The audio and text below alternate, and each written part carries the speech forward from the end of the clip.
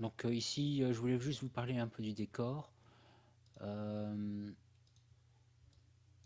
on a un plan ici. Et ce plan, ce qui est important, c'est que c'est l'inclinaison que vous allez avoir ici qui va déterminer si vous allez avoir un fondu uni ou pas. Donc ça, vous devez trouver l'inclinaison. Une fois que vous avez l'inclinaison, vous faites un bevel sur 3 ici et vous ajoutez un segment ici pour être sûr que le personnage ne rentre pas dans le sol. Vous faites vos tests et si ça va vraiment pas, c'est que vous n'avez pas trouvé l'inclinaison la bonne. Donc à part ça, donc il y a une petite couleur de ce type. Ensuite, j'ai ajouté ici un sky dome.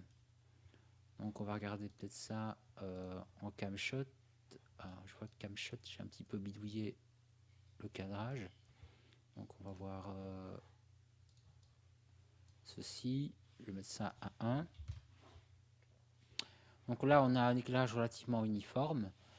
Ce qui serait pas mal ici, c'est de vraiment mettre en valeur le personnage, parce qu'ici, on a un éclairage un peu fadasse, fort uniforme.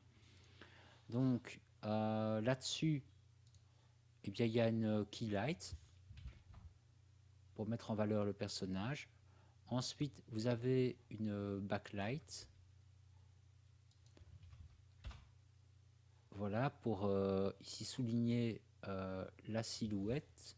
Alors si j'augmente un petit peu les paramètres d'Arnold, je vais mettre ça peut-être à 2, quelque chose comme ça. Voilà, on voit peut-être un peu mieux. Ici, on voit vraiment bien les reflets de la backlight. C'est à 0, regardez. Vous voyez. Donc la backlight, je le rappelle, permet de détacher le personnage du fond. Parfois, vous pouvez même changer un peu la couleur et essayer qu'elle soit similaire au fond. Ici, ce n'est pas ce que je voulais. Ensuite, vous avez... Ah oui, ce que j'aime bien faire, c'est... ici, donc pour le fond, c'est pour... Ouais, on va activer fond shape 1. Mettre ça à 1. Voilà. Et ici, je vais casser la zone d'ombre qui se trouve au niveau de la courbure. Vous voyez. Donc ça donne un peu une meilleure aura à la scène. Vous voyez, il y a de la lumière ici qui vient derrière le personnage et il y a quelque chose qui se dégage qui est assez agréable. Et puis alors je viens accentuer une deuxième fois avec le même type de lumière mais un peu plus fort.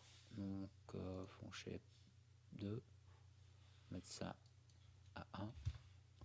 Voilà, vous voyez un peu le genre.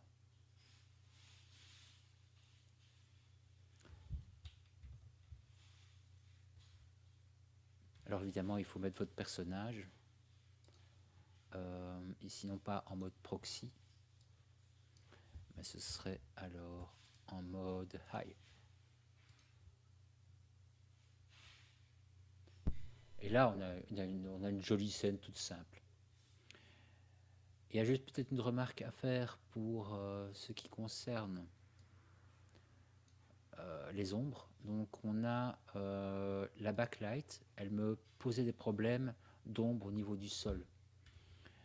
Donc ce que j'ai fait, c'est aller dans Windows, Relationship Editor, Light Linking Light Centric, et vous allez alors, par exemple la Key Light, on voit qu'elle éclaire le sol, c'est P-Plane 1.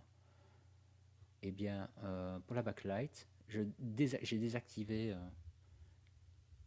les ombres là-dessus, l'éclairage là-dessus, parce que ça n'allait vraiment pas.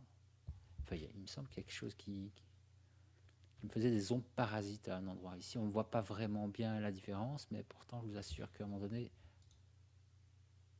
ça me posait problème. On peut voir une légère différence, mais il y avait une ombre à un moment donné qui n'allait pas. Donc voilà, c'est une méthode ici quand vous avez des ombres gênantes, des ombres parasites. Voilà en ce qui concerne le rendu. Je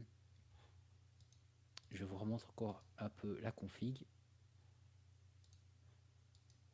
Donc, une grande zone qui éclaire le fond et une plus petite zone qui éclaire, qui recentre au niveau du personnage, est un peu plus fort. Donc ici je suis à, on va voir, à 20,5 et là à 20. Une backlight, une keylight, et le tour est joué. Voilà.